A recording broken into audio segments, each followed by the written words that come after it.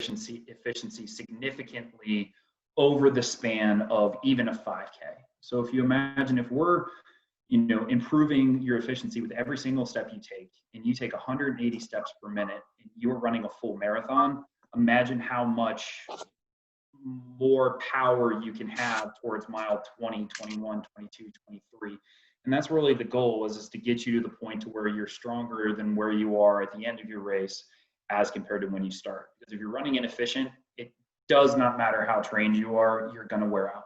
And then the second thing is, and again, they go hand in hand, to where if you're not running efficient, you run the risk of getting injured. So running related injuries are very prevalent. It's been estimated it's anywhere from 11% of the population to 70% of the population. And I know that's a huge variance, but that just goes to show how prevalent it actually is that runners are going to get injured. All of you sitting here tonight, I guarantee you can list off at least 2 to 3 injuries that you've had while you are running. So these are the enemies. Nothing against Born to Run or Runner's World, but everybody has probably read one version of this and tried to change the running mechanic somehow, some way. So our Runner's World, with our gentleman that's doing a quad stretch incorrectly with no shirt on next to the best tips ever, they're obviously trying to sell you a magazine. Now the problem with that is that they have a very limited amount of information that they can give you. What happens is you read Runner's World and then you think, oh, I'm going to run quietly, because you're not supposed to hear yourself when you run. Well, that internal cue actually makes you run less efficient and actually increases your risk of injury. So we see a lot of people, Born to Run is every runner's favorite book. A lot of runners who come in for running evaluations or have been injured themselves and they're coming in for evaluation will say, well, I read this runner's magazine and I tried to change my mechanics and now I have knee pain. So, it takes a little bit more refinement and a little bit more expertise in order to change somebody's running mechanics for the better. It's also not this. This is fantastic and you can spend a lot of money on these types of analyses, but we don't need to overcomplicate it. Fixing your running mechanics is relatively simple. You need a video camera and about an hour to an hour and a half of your time to really try and improve your running mechanics. So it's somewhere in the middle between those two extremes. So what is proper run form? The biggest thing that I need to stress to you today is that there is no perfect ideal of running, okay? Every runner is going to be different. So those of you that are on the audience tonight, how I would adjust your running mechanics would be completely different for each one of you. It has to be individualized to the individual runner, because all of you have different baseline cardiovascular fitness, you have baseline flexibility, strength, balance, experience with running. All these things are factors that are going to go into your actual run form. So why we try and fix your mechanics to the point to where you're improving your efficiency and decreasing your risk for injury, we're not going to get you to run like the world marathon champion or Olympic champion or anything like that. We try and individualize your running mechanics to fit whatever limitations you actually have. The other thing that it's going to do is going to decrease the forces while acting on the body, while improving movement efficiency. There are a lot of forces that are acting on your body when you're running. So if you think about it, gravity is always trying to push you down. Your body weight is pushing down to the ground, but when your foot hits the ground is pushing back with an equal and opposite direction.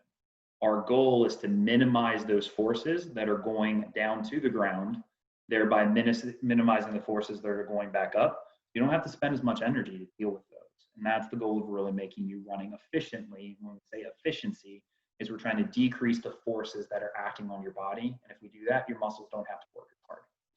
And the biggest thing here too is it has to be realistic. I mean, I could take every one of you and make you look picture perfect on a slow motion camera, but is that realistic when the first time you go on a hill? Is that realistic the first time you go on one of Rick's terrible, slow, long distance runs that nobody ever wants to run that slow ever, right? So it's one of those situations where it has to be realistic to maintain, because if it's not, you're gonna get injured and you're gonna wear out. So the first thing I want to talk about is foot strike pattern. Okay, so foot strike pattern is essentially classified in 3 different classifications. But when we say foot strike pattern, what we're really looking at here is, what does it look like when your foot hits the ground? So what surface of your foot hits the ground? Okay, so the first picture over here, letter C, is a heel strike. And what a heel strike is when your heel actually hits the ground. Okay, so your heel is making contact with it.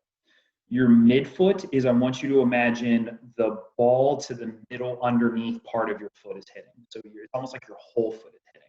Okay, and then forefoot strike. Forefoot strike is when the ball of your foot to your toes is making contact. Okay, now everybody's heard that heel strike is terrible, right? If you're heel striking, you're going to get injured. It's the worst thing for you. Nobody should be a heel striker. But that's not correct at all. Okay, some of the most efficient runners, some of the best runners in the world are actually aggressive heel strikers. It does not matter what part of your foot hits the ground.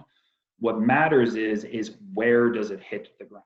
Okay, so you can be a forefoot striker, and it can be just as bad, if not worse, than if you were a heel striker. The reason why heel striking gets such a bad name is because usually when you are a heel striker, can you see how this gentleman's foot is sticking out in front of him? So what that's doing is it's literally slowing down your forward momentum. So if I told all of you to sprint as fast as you humanly possibly can and then stop on a dime, what would you do? You would lean back and stick your heels out and slow yourself down. Now, if you just think about that, if every single time your foot hits the ground, you are slowing yourself down, when your foot is on the ground, you have to speed back up. And then your left foot hits, and then you slow down. But then you have to speed up, and then you slow down, and you speed up, and you slow down, and you speed up. And that equates to a ridiculous amount of wasted energy. So you can be a heel striker, but what we want you to do in terms of your strike pattern is to land underneath what is called your center of mass, okay? And as Eric Oliver, running in his man prees here, are showing, is that his foot is directly underneath what we would call your center of mass, okay? When you are standing straight up and down, your center of mass is straight up and down. When you are leaning forward with a good running posture, your center of mass now moves forward in space. So we don't care what part of your foot hits the ground. We care that it lands relatively close to this line. Now this picture is a little misleading because we don't want you to land directly underneath this line. If you land directly underneath this line, you're going to have all sorts of other issues, okay? But the reason why midfoot strike is something that people will usually try and get people to do is if you land with your whole foot, it's naturally going to land more underneath you. But I cannot stress this enough. If it does not land underneath you, if you land with the midfoot strike all the way out here, it's going to be just as bad as a heel strike. So again, heel strike, midfoot strike, forefoot strike, really doesn't matter. What matters is where does it land, and we want it to be as close to your center of mass as you possibly can be, about an 8 to 12 centimeter window. So a little bit further in front of this line without actually hitting this line, okay? Forefoot striking is, in my opinion, sometimes worse than heel striking because your margin of error goes significantly down. Okay, so you have to be landing with perfect form, and if you don't, you're going to overload your Achilles, you're going to overload your calf, you're going to overload your foot, and you're going to have all sorts of problems. Okay, that's the big take-home message with foot strike pattern. Doesn't matter what surface hits the ground; it matters where does it hit in relation to the rest of your body. You want to land more underneath you. Okay, so run over top of your feet is a good kind of internal cue to think about when you're running. Posture is, in my opinion, one of the most important things with running, because as Eric is showing here, if you run with a nice forward lean, your center of mass is already in front of you, and it is going to propel your body forward down the road. Okay, so it's literally free energy that you're getting. So if you imagine if you're standing straight up and you take your whole body and you lean it forward so that your chest is sticking out, your belly button is in front of your hips are in front of your feet, you're literally going to fall forward on your face. Standing, that's not good. We never want to fall. But running, that's how we start running, is we literally lose our balance forward. If you are running upright, like this young lady over here on the right, the problem with that is that nothing is propelling you forward except your muscles. And if your muscles are propelling you forward, that is a lot of wasted energy. If you're running forward, like Eric in his man prees in his very tight shirt, if you lean forward, all of your center of mass is carrying you forward. So now it's free energy that is allowing you to go forward down the road, okay? And again, we can get into some of the other, bits or nuts and bolts on why forward lean is important. But the biggest take home message is when you are running, you want your center of mass and your momentum to go as much in a straight line forward as you possibly can.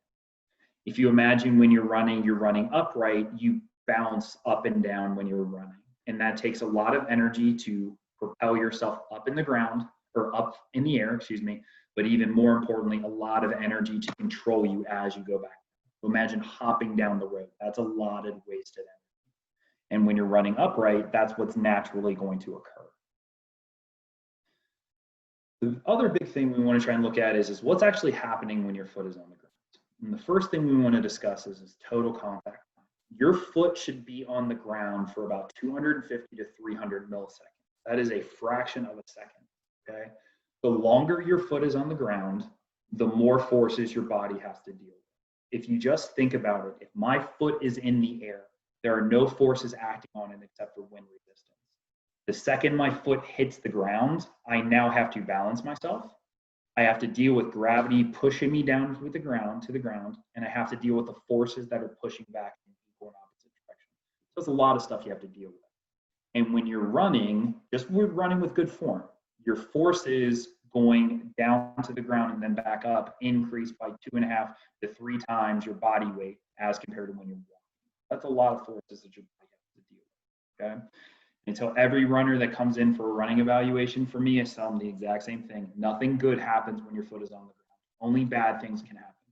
When your foot is on the ground, you are contracting a muscle and wasting energy, or you're running the risk of getting injured. So get your foot in the air as soon as you possibly can.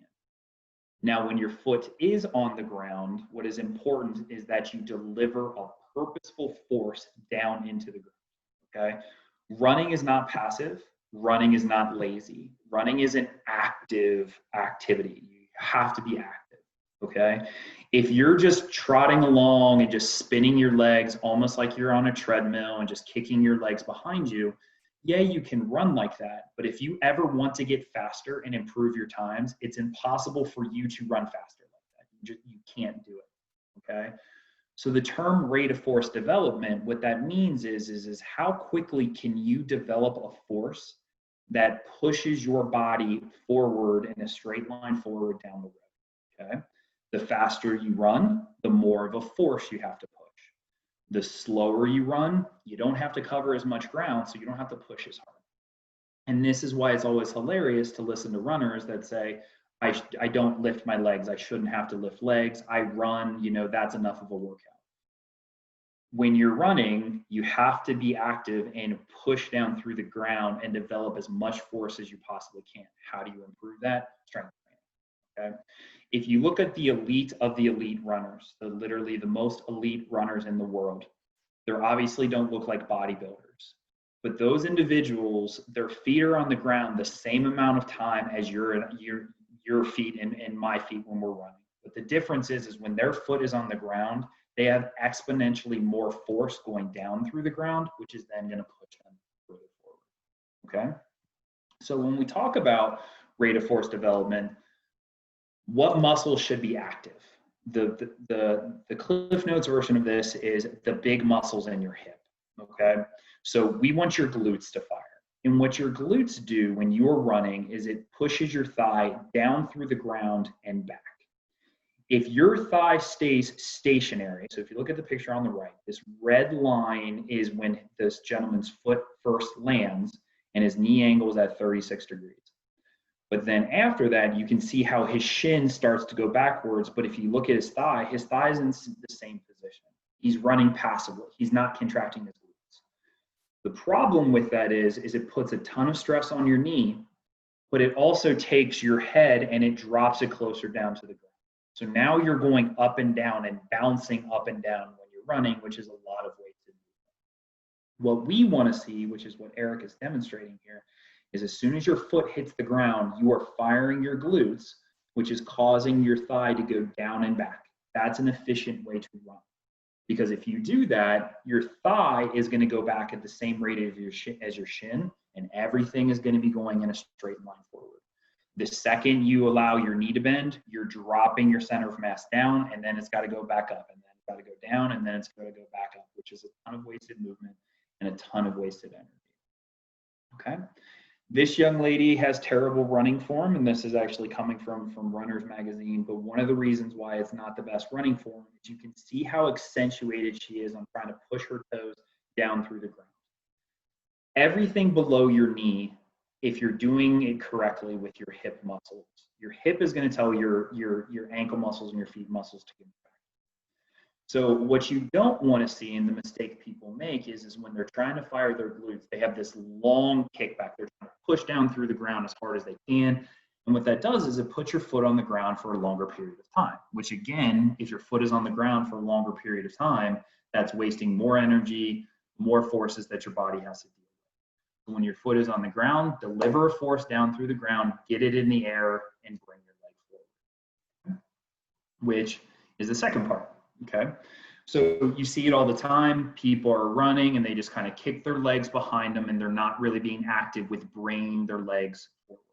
Okay, and what that does is it literally slows your momentum down. Okay, so the cue we like to use is pull your foot underneath your body.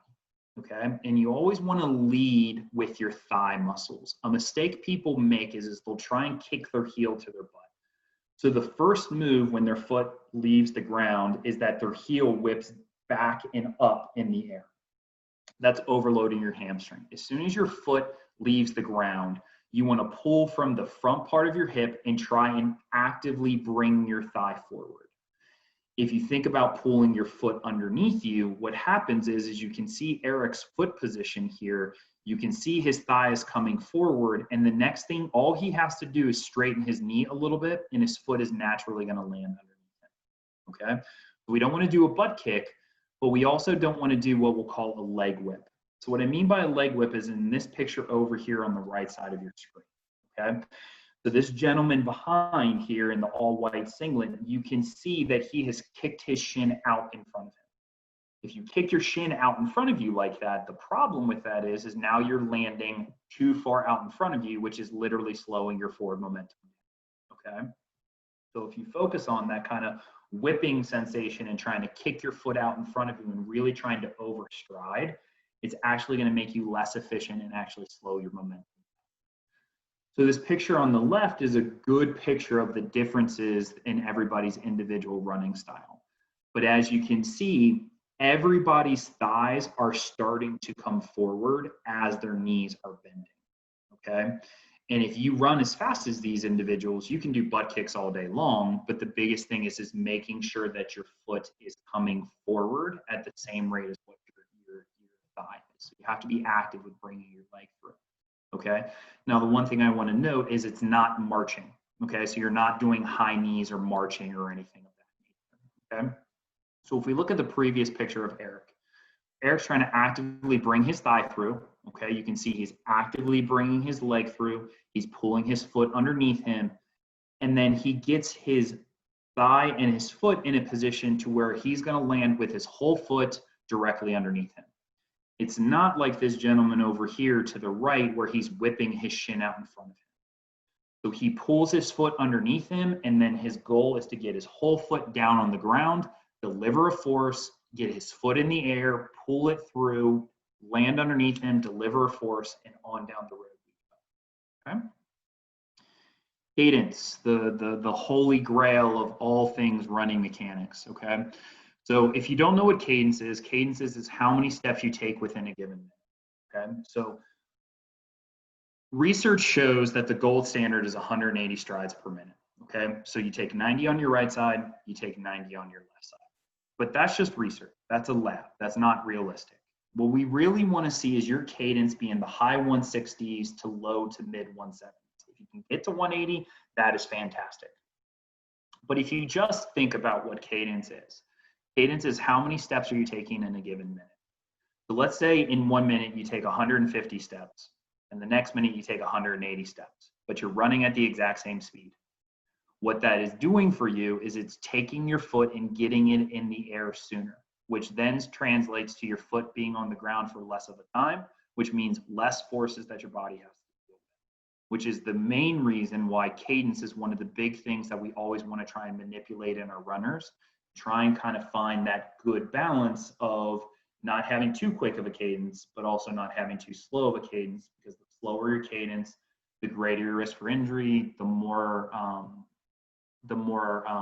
muscles you're contracting because your foot's on the ground for a longer period of time. Okay, so what is the proper cadence? That really depends on each individual person. Quite honestly, the proper cadence is individualized to each person. If you came into the clinic and I did a running evaluation on you and your cadence was 150 strides per minute, I don't want to increase that by more than 10%.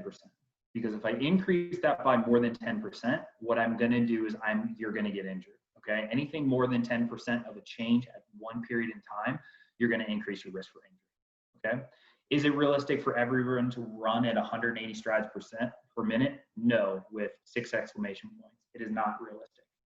What we want to try and do is get you to try and be in the high 160s, 170 range. That is perfectly fine. If you can get to 180, cool, awesome. That's fantastic. My strides per minute are around the 170 to 174 range. I cannot actively get to 180, but that is perfectly fine. What we don't want to see is your cadence be in the low 160s, 150s, and 140s. Because if you're doing that, your foot is on the ground for way too long. Okay? Now, if you want to speed up or slow down, your body manipulates two different things. It's going to manipulate your cadence and it's going to manipulate your stride length. But if you think about changing your cadence, regardless of how fast you are running, you want your cadence to stay relatively the same. What you change is how much ground do you cover in the air. And if you just think about that from a logistics standpoint, the slower you go, you don't have to cover as much ground. The faster you go, you got to cover a lot more ground. Okay? So if I want to run faster, when my foot is on the ground, I have to deliver a force which then propels my body forward so I can cover more ground. I don't reach out further out in front of me. What I'm literally doing is trying to push down through the ground, get it in the air, which is then going to propel me forward. So the analogy we always like to use is a medicine ball. Okay, so imagine if you're just throwing a medicine ball a foot in front of you. You don't have to deliver too much force to get that medicine ball to go forward. But if I want to throw that medicine ball 30 feet, cover more ground like I would be if I was running, I have to deliver a significant amount of force to get there. That's the same thing when you're running. We don't want to change your cadence, we want to change your stride length. And how do we change our stride length? We deliver more force through the ground. Okay. Now, if you were to look at your Garmin or your iWatch, whatever tracking device you're using, you're going to have variance of your cadence. You're allowed a 10% window of variance. And what I mean by that is 5% above your target cadence and 5% below your target cadence. So let's say your cadence is 180. If you look at your average over the length of your run, you want that to try and be as close to 180 as you possibly can. What you don't want to see is it dropping significantly below that 5% threshold or dropping above that 5% threshold. Okay.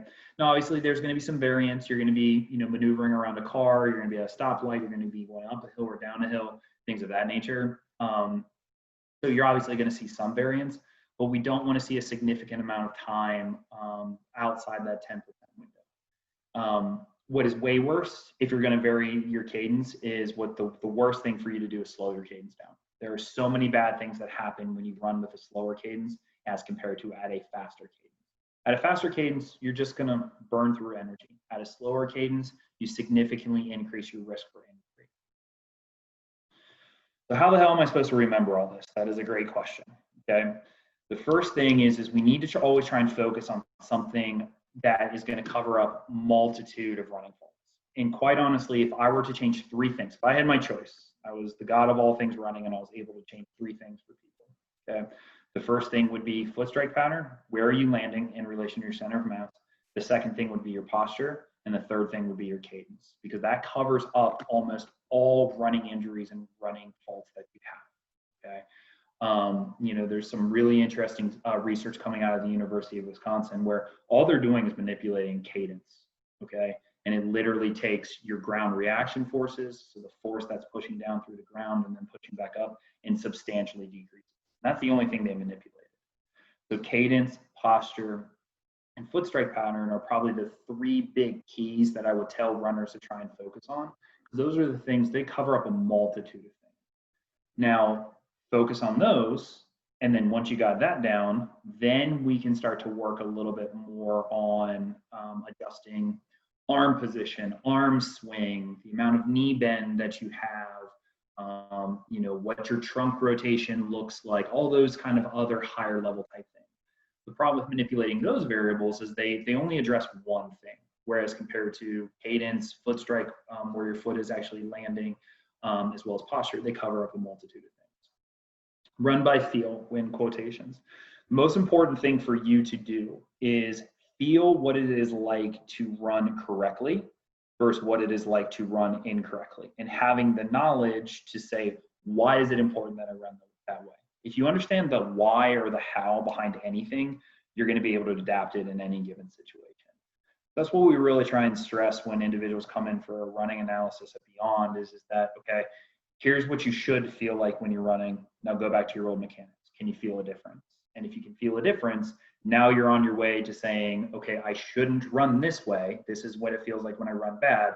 How does it feel like when I run? Okay. And there's a link here, and I'm pretty sure Rick and Eric have already provided you with this link in the mailings, but there's a bunch of run drills that myself and Eric Oliver came up with. You know, I think run drills are good in reinforcing proper form, but you got to go out and run, right? If you're a golfer or any type of sport, that would be like you on the practice, you know, range, hitting golf balls. You got to take it to the course, and it's the same thing with running. Eric is much bigger on run drills than I am. I think run drills are very important to get the feel of what it's supposed to be like when you're running correctly, but ultimately you're not going to do run drills during a marathon. You're going to run during a marathon. You got to take it to actually out and running. Okay. The importance of internal cues versus external cues. I can shout at you for 4 hours about proper run form. It does not matter what I say. It matters on what is that feel, what is the thing that makes the light bulb in your head go off.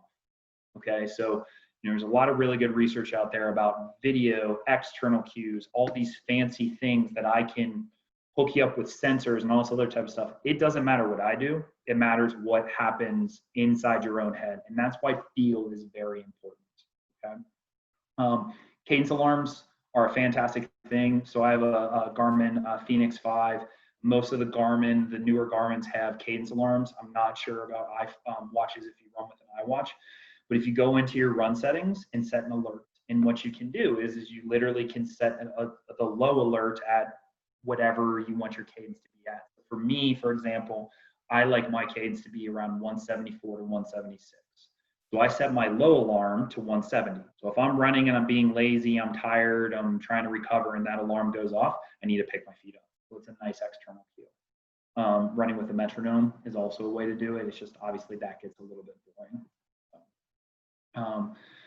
You know, I mean, I think the big thing with running mechanics that you have to realize is a lot of you have been running for a very long time. It's reflexive. You do it without thinking. So it's going to take some time for you to fix your mechanics. I mean, I've been doing this for 15 years, and when I go out and run, I'm usually cussing at myself that I'm not running with proper mechanics. And as you get tired, you're always going to revert back to the old mechanics. But, you know, in closing, the thing I would probably like to stress to you the most, and I try and stress to individuals all the time, is that we learned how to run when we were 2, right? And it was reinforced in gym class and sports and track and field day and all that type of stuff. Running for sports, even cross-country runners, running for sport is a lot different than running for endurance. Running for endurance is all about efficiency, where running for sport, sprinting, is all about for power.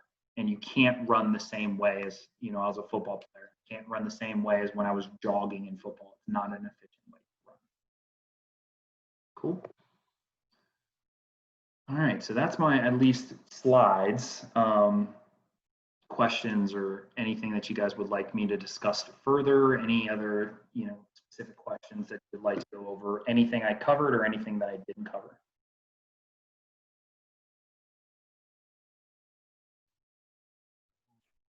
Come on. Cadence, cadence, cadence. I have a question. Yes, I Caroline, was going to thank do it you. if you didn't. I was going to just say Cadence Caroline, but you weren't What speaking up. So. happens if your cadence sucks at approximately 152 Yeah, and so you're like kind of averagely speedy? Yeah. So were you a cross country runner? No, volleyball player Okay. transformed into runner. So if you just think about it logistically, okay? If I told you, so let's say you took 150 strides per minute, okay?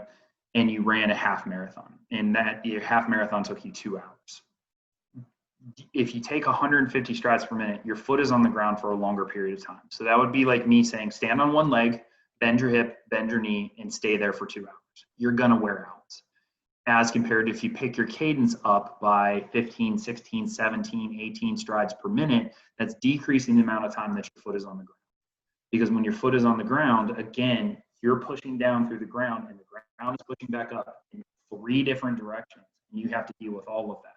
If your foot is in the air, it's not on contact with the ground, so you have no ground reaction forces. So that's why cadence is important. So for you, realistically, what I would say is if you could get into the mid 160s, I think that's a win. Now, when you do that, what you're going to notice is you're going to fatigue out quicker in muscles that you didn't even know you had.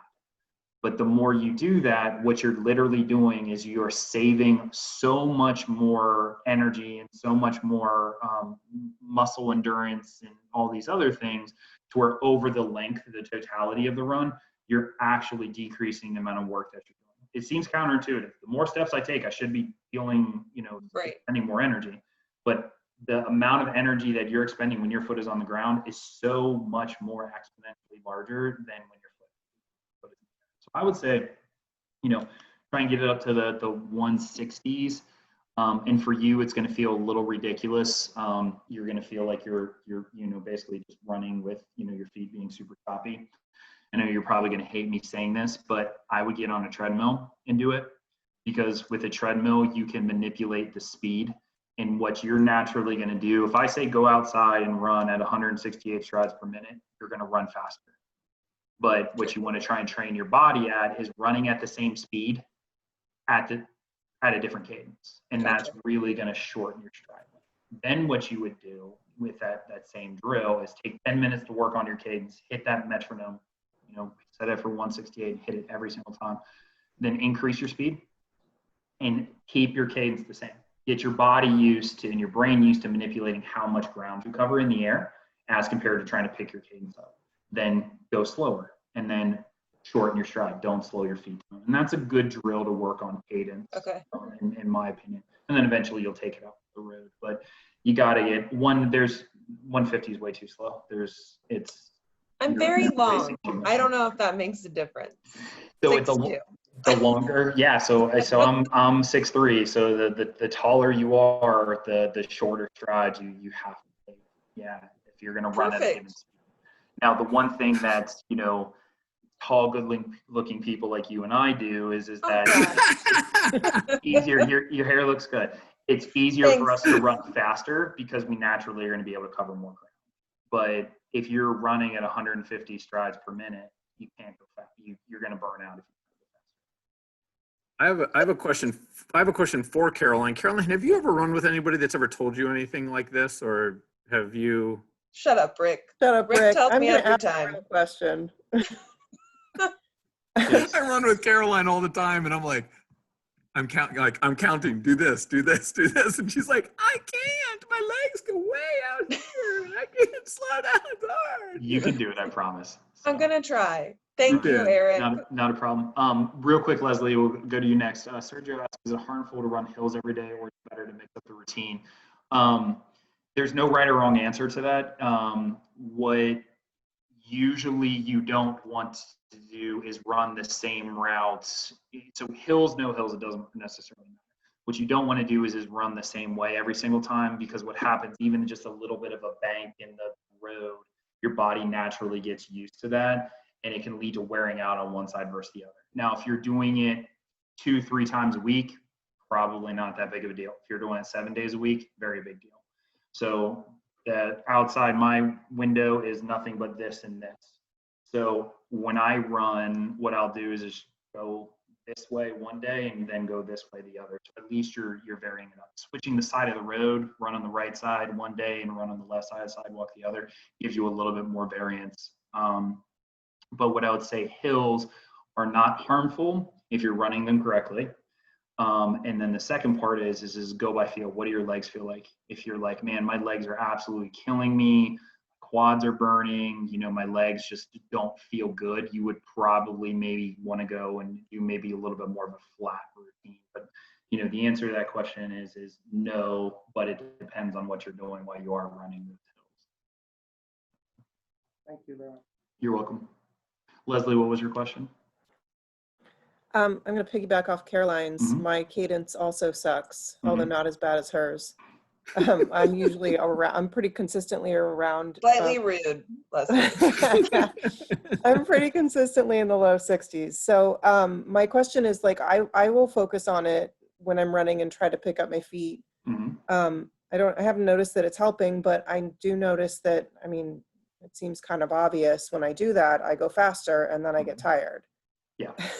So what you're doing, what you're exactly what you just said is an example of you're increasing your cadence, but you're also increasing your stride. So if I put you on a defined time, you're only allowed to run at 9 minutes per mile. Okay, it's the only thing you can do. Okay, you're naturally going to speed up if you do two things: increase your cadence or increase your stride length. So if you keep your stride length exactly the same and you take more steps, you're going to go faster. Okay. If you want to run at your given pace to what your cardiovascular system is saying, you know, Leslie likes this pace, let's stay at that pace, you have to shorten your stride length. Because if you want to run at a 9-minute pace and you take more steps, the variable that you have to change is take a shorter stride length. Because if you keep your stride length the same and increase the amount of steps that you take, you're going to run at a faster pace, and that's the reason why you're getting tired. Does that make How sense? am I taking more steps without changing my stride length? Like, I feel like what I'm trying to do is shorten my steps. But what I'm saying though is, and that's one of the reasons why it's difficult for you to do it over ground when you're learning how to do your cadence, is your body's probably not, yeah, you feel like you're taking shorter steps, but you're probably actually not shortening it enough and picking your cadence up a little bit too much. So my recommendation, to you, Leslie, is just get a metronome app if you don't have one. Put it at 168, low 170s, whatever you feel comfortable at. Get on a treadmill and put it at, I don't know, 9 miles per hour, whatever your comfortable pace is. And that's going to force you can't go faster than what the treadmill is going to allow you to do, because you can't go off the treadmill. And what that will allow you to do is manipulate your cadence and not manipulate your stride. Does that make sense? Okay. So you have to significantly shorten your stride if you're increasing your cadence and you want to run it at the same pace. So, I mean, basically what you're doing is one of the things that eventually becomes a good thing when you change your cadence is you're running more efficiently, so you naturally speed up. You run at a faster pace, but more than likely your body's just not ready for that yet. Does that make sense? Yeah. Thank you. You're welcome.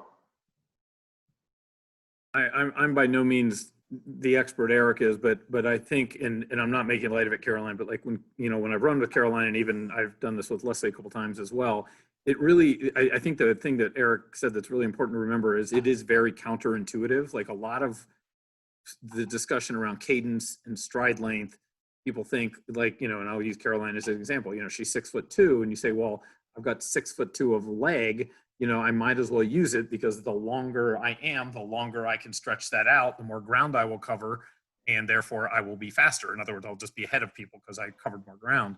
And it really is counterintuitive, because to some degree, shortening that significantly, but quickening the pace, or quickening the cadence in this case, is really, I almost said the secret sauce, but it is. I mean, that's where I hate that cliche as I was saying it.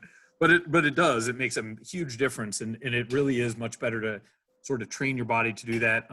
It's also kind of sometimes a little easier to do that on a track or on a treadmill. I mean, the treadmill is easiest, but a track is also a good place to do it, because you don't have all the variables that you have out on the road, and the Eric's point, starting and stopping and crossing streets and going around people and stuff like that. So. Yeah, and one thing and this is hard for you to feel this without somebody actually, who knows what they're looking at you, is that regardless of how fast you're going, the same muscles are being fired. So you're using the same muscles when your foot is on the ground versus when your foot is in the air. You're landing in the same position. Your posture stays the same. The only thing that changes is how much ground are you covering. And how much ground you're covering is dictated on how fast you're going, which is dictated on how much force you put through the ground. And that was the biggest light bulb going off for me in my own running is that, you know, like I said, I was a football player, so running was always punishment. You're just jogging, like, this sucks, I don't want to do this. But in order to go faster, if you do not increase the amount of force that you're putting down through the ground, you can't go faster. You're gonna wear out, like Leslie said. So it's all about, you know, kind of delivering that force when your foot is on the ground. You don't put your foot on the ground for a longer period of time, because again, that's bad. Same amount of time. It's just you have to be a little bit more active when you hit the ground and go forward. And that's a hard thing to demonstrate on Zoom. That's, you know, usually when we're, you know, going over this either in a presentation form or, you know, with a running analysis, I get up and show it, or we here at the clinic, we go outside and go over what it feels like to deliver more force or less force, depending on how fast you're running. Other questions? I was going to say the other comment that Eric made that I want to bring attention back to again is also what happens when you get tired. And, you know, because this is, you know, most everyone here is, you know, you're doing endurance running, so you're doing distance. And as the distance, you know, goes on, or as the run goes on, our body gets tired. And when we get tired, we fall into habits. And the habit is typically we find ways to ease the discomfort. And one of the easiest ways to ease the discomfort is to sort of put less effort into it. I mean, that's usually what happens. I mean, I know what happens to me when I get tired. I literally just kind of let my leg go and just let it just go to the next step, and then the next step, and then the next step. And then inevitably I get exhausted. Like, that actually accelerates my exhaustion. And so kind of almost focusing on form as it starts to degrade is something to practice as well, because it makes a huge difference, especially late in races. Mm-hmm. Other questions? Anything running form related I can help you out with? Again, it doesn't have to be anything that we went over in the lecture.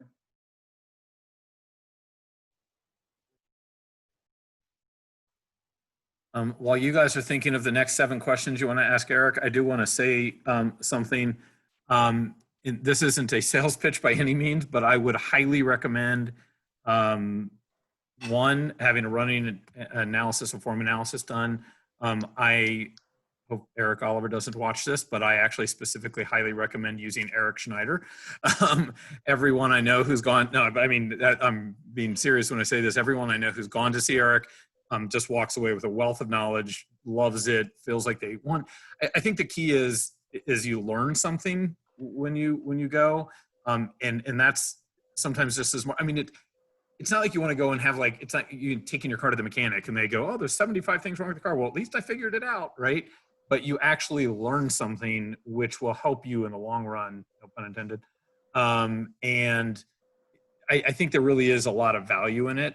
And so, you know, if you guys are in your world, again, I'm not trying to sell you something by any means, but in your world, if this is something that you've thought about, or you know, kind of think, how's my form, or what am I doing wrong, or you know, you really are focusing on improvement and efficiency and all those things, it's worth your while. It really is, because it's a long-term thing. It's not like you go and, you know, you have to go back every week and that kind of thing. It's like again, a learning process that'll pay off, and you know, as you continue down the road. So. Well, thank you for that, sir. I appreciate that. Everyone I ever send, I send them to you. So when it comes to the running evaluation, I mean, so like I said, I mean, when Eric Oliver did my running evaluation forever ago, I knew all there was to know about running mechanics, but you can't feel what you're doing. You feel like you're running correctly, and then you see yourself in a storefront, you know, window, and you're like, oh God, do I really look like that when I run? So it's really hard for you to do your own self-fix. And there's nothing wrong with trying to do your own self-fix, but unfortunately you don't know what you don't know. And there's a lot of really bad information out there. There just really is. I cannot tell you how many people have come in that have tried to go from a heel striker to a forefoot striker because they read Born to Run, or, you know, Runner's World said forefoot striking is better, and now they can barely move because their Achilles is significantly inflamed. So it's hard enough to go at it on your own. But yeah, I mean, I think, you know, everybody should get their running evaluated at some point, and it's usually a relatively quick process, 1, maybe 2 visits, and then you should be good to go. Guaranteed to Work by Rick Lucan. or your money back. Exactly. Wait, if Caroline. it's by Rick Lucan, it's guaranteed to work because, No, no, definitely not. Thanks, Any- Leslie, by the way. I'm pretty sure that's false. That's Anything, right. anything else I can help you guys out with? Getting hammered here. Come on, guys. Ask him, ask him, ask him. I'm not one to pump somebody up, but he knows some stuff. Oh, look at Kathleen. There you go.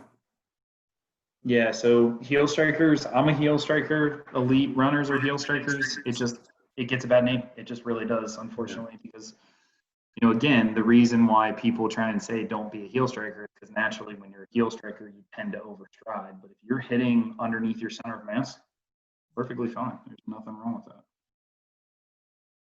So you just have to buy shoes at a quicker rate than most people. I've seen some people. There was somebody came into the running spot one time. I kid you not. The guy, like the front of his shoe, had so much more left on it than the back. I mean, literally the back was like flat, and all that was left of it was like the part between. And he's like, "Do you think I need new shoes?" I'm like, surprised you don't need a new foot. I mean, he had literally blown through the entire back of the shoe. I couldn't believe it. I've never seen anything. That's one thing is Rick puts that up.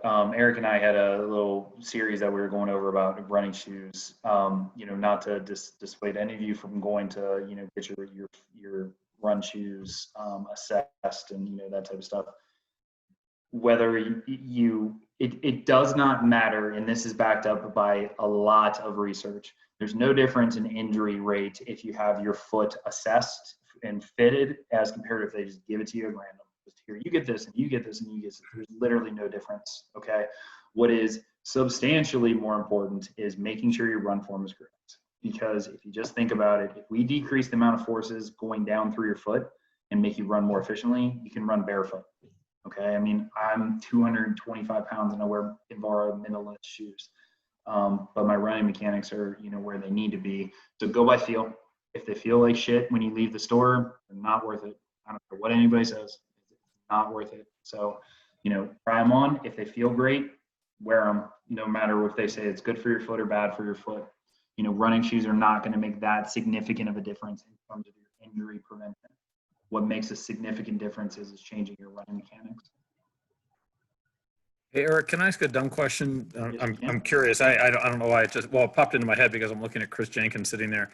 And then when you said the shoes don't matter, but a lot of us in this group and the person sitting next to me right here, wear the Nikes, the 4% and the various other Alpha Flies and all the new ones that are coming out. I understand there's more about this than they're lightweight and 4% better and all those. There's some mechanical things in the shoes itself that make a difference. My question to you is, where does that specific type scenario come into play, or does it, in your opinion? I mean, it's obviously an opinion thing. What scenario do you mean, Rick? I'm sorry. So like specifically with the 4%. In other words, the carbon fiber plates that offer some, consider to have some return as you hit the ground. And it's sort of it's mostly honestly carbon plates at this point because it's what most shoe companies are going to because it offers return in lightweight. Well, and that's, I mean, and you kind of answered your own question there a little bit in that's the biggest thing that when it's, again, running is all about what's called rate of force development, which is a very heady biomechanic, nerd type of statement, but essentially you can just sum it up as how much force you're putting through the ground. So if you have some sort of carbon plated, something that has a little bit more potential energy stored in it, so when you hit the ground, it's almost like a spring. So it's going to propel you further forward down the road, the 4% like you mentioned, as compared to running with something that feels like a dead weight on you that doesn't have as much of a potential energy stored up. It doesn't have as much bounce. So it's not gonna propel you as far forward. My argument to that are shoes that aren't really well fitted for you are still shoes that aren't really well fitted for you, regardless if they have bounce or don't have bounce. But the newer shoes that are coming out, especially the ones that you talked about, are actually demonstrated to actually improve your efficiency because it's taking some of the work away from you. Now you can still run like crap in those shoes and get injured, right? So your mechanics have to, yeah, your mechanics have to be where they're supposed to be, but you know, you're using free energy. Makes sense. Mhm. I almost feel like Chris Jenkins is going to ask something. There you go. Well, you said something to Caroline that got my attention. You told her like how much she should try to increase her cadence. Mhm. And I've just found it very, very impossible to change my cadence. Like it's something that, you know, no matter what I do, I always gravitate back to the same number. What is it? You told her, I think it was like to go from 150 something to 165. What's realistic? Because, you know, I run at 165 if I don't even think about it. And if I do think about it, the best I can do is like 173. That is 100% fine. Realistic is what is within your given limitations on what you can do. Okay. And I know that's kind of a cop-out answer, but 150 is too low. I would say in the high 160s, low 170s is perfectly fine. So if you're at 166, right, 166, 168, 170, you know, that is perfectly fine. There's nothing wrong with that. The thing I would look at with you, Chris, is that are you keeping your cadence consistent, or are you manipulating your cadence, asking for manipulating your stride length? But if you're running and everything else looks good and you're at 168 or 166, there's nothing wrong with that. I mean, honestly, I would just preference wise, I think, because again, if you think about that, you know, 5% variance below, 5% variance above that you're allowed, if you're in the mid 160s, if you drop below that, now you're looking in the 150s, which is going to significantly increase the amount of work that the body's doing, which is one of the reasons why I always try and get around in the 170s, just because you have a little bit more wiggle room with that variance. But if you came in and said that exact same thing and we did a running evaluation on you, I would say keep it at 166, whatever feels comfortable for you, as long as there's not some sort of other inefficiency in how you're running. But to circle back to your original question, realistically, you never want to change your cadence by more than 10%, because anything more than 10% is not realistic. So I wouldn't put you at 180. And like I said, I'm at 174. And a lot of times I'm actually in the 170, but it works for me. I cannot get to 180. I can't do it. My body's like, no, you're not allowed. I'm not going to do it. So, cool. Yeah, I mean, I would say where you're at is fine, as long as you don't have any other, you know, glaring issue with how you're running. Got plenty of issues. Thanks. Yep. What's your opinion on running hills? Is it good to run hills, or? Yeah, so it depends on how you're running hills. So running hills is fantastic, especially if, you know, that's all you have. Running hills is fantastic if that's what your race is at, because there's definitely something called, you know, specificity of training. So if you're going to be running hills on your race, you need to run hills because your body needs to adapt to it. It's not magically going to adapt to it. People run hills incorrectly a lot of times. So people wear out their quads a lot, especially when they're running downhill. I'll talk about that in a second.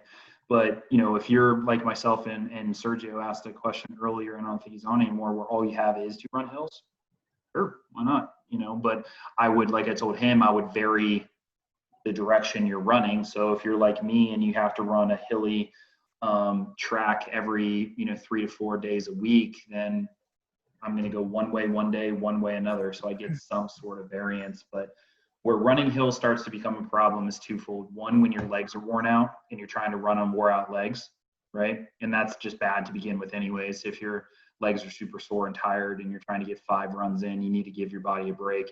But the other thing is if you're running them incorrectly. And the way people run hills incorrectly is more on the downhill than on the uphill. They're afraid of going out of control. So they lean back like this and they stick their foot out in front of them to try and slow themselves down. But if you just think about this, you're wasting free energy. Gravity is saying, hey, friend, take all this free energy. So literally lean forward, kick your legs behind you a little bit more, and go, because gravity's pushing you down the hill. So it's free, you know, time on your marathon. Obviously, you have to do that under control. Where I see people usually make the biggest mistake with hills is going downhill, is where they're sticking their foot out too much, as compared to just maintaining that momentum. Is there a certain technique to running up the hills? Uphill, you want to try and actually increase your cadence a little bit more. So focus on a little bit shorter of a stride, okay? And really focus on pushing your leg down and back from your glutes. So it almost wants to feel like you're kind of like doing butt squeezes every time you take a step. Because if you focus on pushing down with your knees, that causes you to do bouncy like this. So you're bouncing up and down as you're going up the hill as compared to maintaining that momentum. But the biggest powerful muscle in your lower extremities are your glute muscles. So you need to really try and utilize when you're going uphill. So shorter, choppier steps, and really almost like you're trying to push down through your heel almost when your foot is on the ground. That can kind of recruit your glutes a little bit more. Now, the one thing I want to stress with that, if you do that incorrectly, you're going to feel it more in your hamstring. So you don't want to feel like, you're like skating behind you or something like that. You want to deliver a force down through the ground using your butt muscles, get it in the air. So just short, choppy steps as you're going up the hill. All right. Hey, Dan, also, last week when we did hill repeats, if you go back and look on the Team Builder calendar, we actually had a video attached to the Team Builder calendar. Eric and I filmed, not this Eric, the other Eric. Eric Oliver and I filmed a running form for running uphill and running form for running downhill video that was attached to the hill repeats. So if you go back to last week's Tuesday workout and click in it, you'll actually see a video attached to it. And you can watch that video and we talk about exactly what Eric just talked about. All right, thanks. If it helps. Yeah. Anybody else? Everyone good? Everyone good? All right. All right, guys. Eric, thank you very much. As always, Thanks for having me. I appreciate it. Thanks for doing it. It was very, very helpful. I Okay, I'm always glad. find that helpful because my running form's so awful. So I like, I like to hear it. Anybody else have any other questions? Anything else you want to talk about? Everyone I have a good? question for you. Oh, yes. Hi, Caroline. How are you? Hello, Rick. It's great to see you. Wonderful. Team Builder, Yes, ma'am. tomorrow, is it 7 sets of rainbow? No, No. that would be, you'd be not. running about 30 miles. So I'm going to Well, say I no was to that. confused. So I actually edited the workout today. So you may see there's a slight change. I changed some of the wording a tiny bit today. It's not 7 sets. One set is 7. It reads as 7 sets. in 7 Team Builder. steps. It's Okay. 7. It's 7 climbs, if you will. I or got you. Up and down. So you'll notice in Team Builder, if you look when you open it to the left of it, there's a little note, and one set equals up and back down. For the full marathon, you're doing 2 sets up and down total. Does that make sense? So you're doing up and down, and then up and down again, and that's the end of the workout. I was just going to keep going. I know you were going to do 5 more. 5 more times. It's just the way the wording, the way Team Builder, the way you build the exercise in Team Builder, it's a little, sadly, I don't have a way to make it not say sets. That's kind of embedded in the system. And I messed around with it today, trying to change the wording a little bit. So I did actually change the wording. So take a look at it, see if it's better. I'm not sure it's better, but Don't worry. I assure you it is probably user error. So no, actually you're thank not. You're not the first person to ask the question. You're actually about the 3rd person to ask the question. So it's totally fine. Like I said, it doesn't read exactly the way I would want it to read, but otherwise you can't see the different times, if that makes sense. Otherwise they all just run together. So yeah, one set is considered up and down, but the way it reads in there is it reads as 7. So sorry about that. Thank you. My pleasure. I'm glad you asked. All right. Anybody else? All good? Going once? Good. Going twice? All right, guys. All right, see ya. Thank Thank you. you as always. Eric Schneider, thank you again. Everyone have a great week. If you have any questions about the workout, let me know. Have a great week and enjoy your run tomorrow. See you guys. See ya.